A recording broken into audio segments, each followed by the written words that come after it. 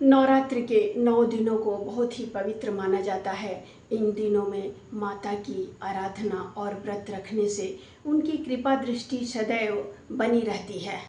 इन दिनों में माता के 9 स्वरूपों की पूजा करने और व्रत रखने से माँ की कृपा दृष्टि सदैव बनी रहती है। नमस्कार, मैं प्रतिमा पांडे। हमारे व्रत और त्योहार में आपका बहुत बहुत स्वागत है। आज हम आप सभी को 2025 के चैत्र मास की नवरात्र की जानकारी देंगे कि नवरात्र कब मनाई जाएगी, प्रतिपदा तिथि कब प्रारंभ होगी और कब समाप्त होगी, प्रतिपदा तिथि पर घट स्थापना का समय क्या होगा तथा इस नवरात्रि माता की सवारी क्या होगी। हमारे पंचांग के अनुसार 2025 में चैत्र मास की नवरात्रि 30 मार्च से शुरू होगी और 6 अप्रैल नवमी तिथि पर समाप्त हो जाएगी। उदया तिथि का ध्यान रखते हुए आप सभी लोग 30 मार्च को ही प्रतिपदा तिथि पर घट की स्थापना करें। इन दिनों माता के 9 स्वरूपों की विधि विधान से अगर आप पूजा करते हैं तो आपकी समस्त दुखों से आपको छुटकारा मिलेगा तथा सुख समृद्धि का आगमन होगा। 2025 की चैत्र मास की नवरात्रि इस बार 8 दिनों की ही होगी और चैत्र नवरात्रि की प्रतिपदा तिथि से हमारा संवत भी बदल जाता है। अभी हम 2081 में हैं और प्रतिपदा तिथि से 2082 विक्रम संवत 2082 शुरू हो जाएगा।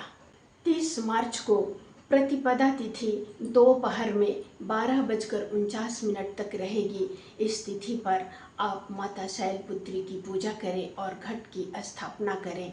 उसके बाद द्वितीया तिथि शुरू हो जाएगी। 6 अप्रैल को नवमी तिथि जो शाम को 7:23 तक रहेगा। ये दिन है माँ सिद्धिदात्री की पूजा करने का। आप विधि विधान से माता के 9 स्वरूपों की पूजा कर उनके आशीर्वाद को प्राप्त करें।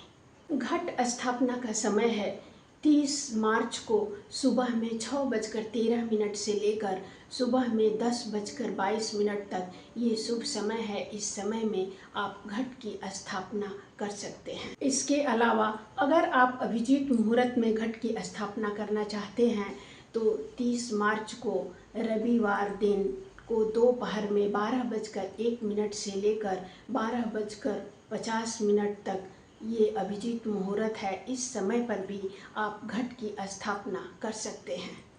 चैत्र नवरात्रि में आप घट की कलश की स्थापना अवश्य करें। इसके बिना पूजा अधूरा माना जाता है। 2025 में चैत्र मास की नवरात्रि 30 मार्च से शुरू हो रही है और इस दिन रविवार का दिन पड़ रहा है।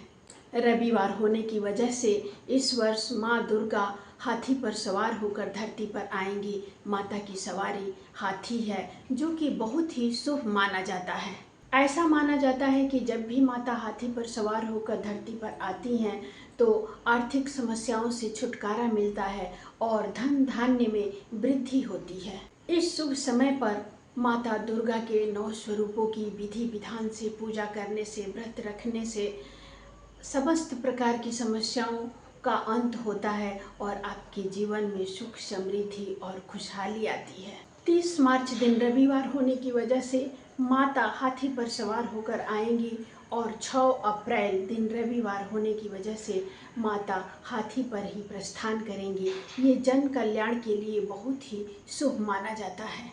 आप अपने पूरे परिवार के साथ माता की विधि विधान से पूजा करें और उनके आशीर्वाद को प्राप्त करें। अगले वीडियो में हम फिर एक नई जानकारी के साथ उपस्थित होंगे।